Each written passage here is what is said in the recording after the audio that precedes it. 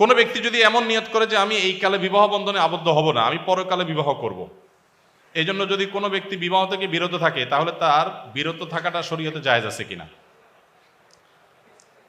বিয়ে করা ইসলামে ফরজ না ওয়াজিব না সুন্নত? যারা ফরজের সপক্ষে আছেন তারা হাত তোলেন। বাহ, বেশিরভাগ আবিয়ার হাত তুলছে দেখা যায়, হাত নামান। দেখুন, বিবাহ এটা সব সময় ফরজও না, সব সময় ওয়াজিবও না, সবসময় সুন্নতও না। সাধারণ সময়ে বিবাহ করা সুন্নত। সাধারণ সময় বিবাহ করা কি?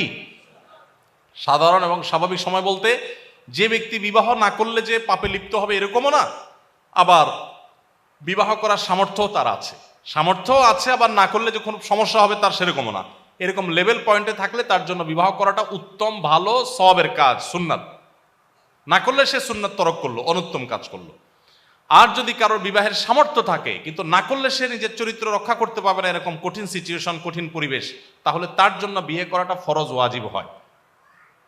আর যদি কেউ বিবাহ করার সামর্থ্য নাই, উল্টা বরং বিবাহ করলে বউর অধিকার আরো নষ্ট করবে, সে এটা নিশ্চিত, তার দ্বারা অধিকার আদায় করার ক্ষমতা নাই, তখন তার জন্য বিবাহ করা বরং নিষেধ। তাহলে এটা ভ্যারি করে ব্যক্তির অবস্থার উপরে। সবসময় বিয়ে ফরজও না, সবসময় সুন্নত না, সবসময় নিষেধও না, তবে সাধারণ অবস্থায় বিবাহ উত্তম কাজ। কেউ যদি বিবাহ না করে শুধু ইবাদতবন্দি করে থাকতে চায়, তাহলে সেটা তার জন্য জায়েজ আছে, কিন্তু উত্তম না। উত্তম হলো বিবাহ করে থাকাটা। হ্যাঁ, যদি কেউ বিয়ে করা ছাড়া দুনিয়া থেকে চলে যায়, তো সে কোনো জাহান্নামী হবে ব্যাপারটা এরকম না। অন্য সব ঠিকঠাক থাকলে তার জান্নাতে যাওয়ার অপরচুনিটি বা সম্ভাবনা, পথ খোলা থাকবে। তবে ইসলাম বৈরাগ্যতার কথা বলে না।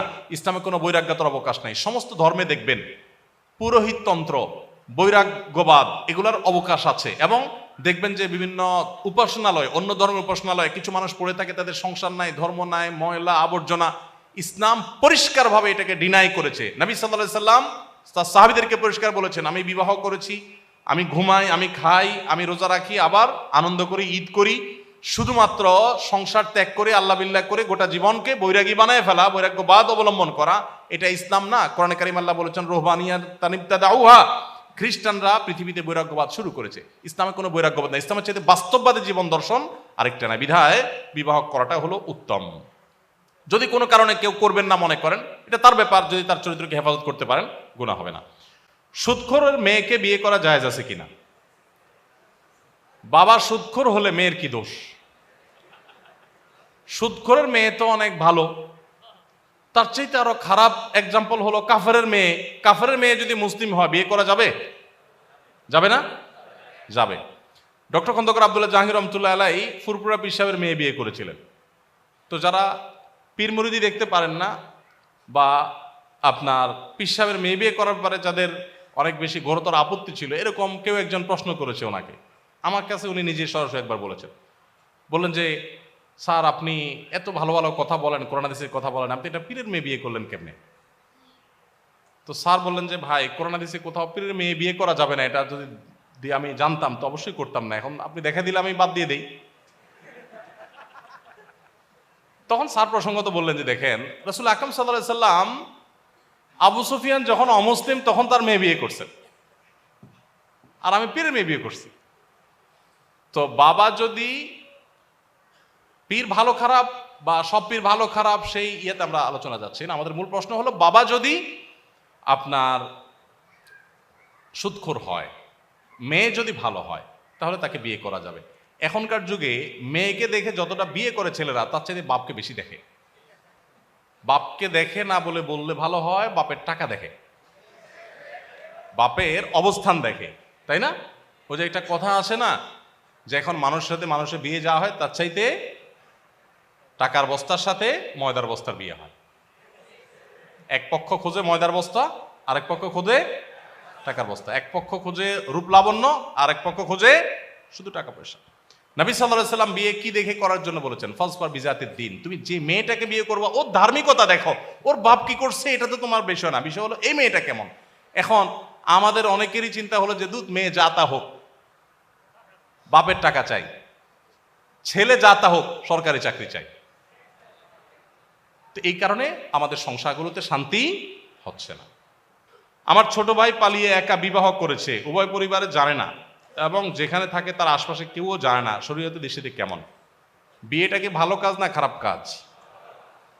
তো পালাপালি তো মানুষ চুরি করলে করে, কি বলেন? পলাপলি করে মানুষ, লুকোচুরি করে, ভালো কাজে না খারাপ কাজে?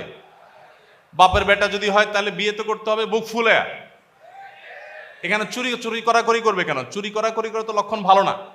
আল্লাহ তাআলা বিবাহ করানোটাকে অভিভাবকদের দায়িত্ব দিয়েছেন। হ্যাঁ, অভিভাবক যদি সকল সীমানা ছাড়িয়ে যায়, ছেলে মেয়েকে বুড়ো বানায় ফেলছে, তারপরে বিয়ে দিবে না, তখন আপনি এলাকার ইমাম সাহেবকে অভিভাবক বানায়, মান্যগণ্য মুরব্বীদের অভিভাবক বানায় বিয়ে করে ফেলবেন। কিন্তু আপনার আজকাল পোলাপান এই যেমনে সেমনে যারে তারে ভাল লাগছে এই তারি নারি করতে করতে তার হাত ধরে চলে গেছে এবং এই পালাপালি করে, এগুলো উচিত না। এগুলো অবশ্যই শরিয়ার যে নীতিমালা তার খেলাফ। কিন্তু এভাবে বিয়ের অন্যান্য শর্তগুলো পাওয়া গেলে বিয়ে হতে পারে, বাট মেয়েদের ক্ষেত্রে অভিভাবকের সম্মতিকে অনেক ওলামা একরাম আবশ্যক বলেছেন, নাহলে বিয়েই হবে না।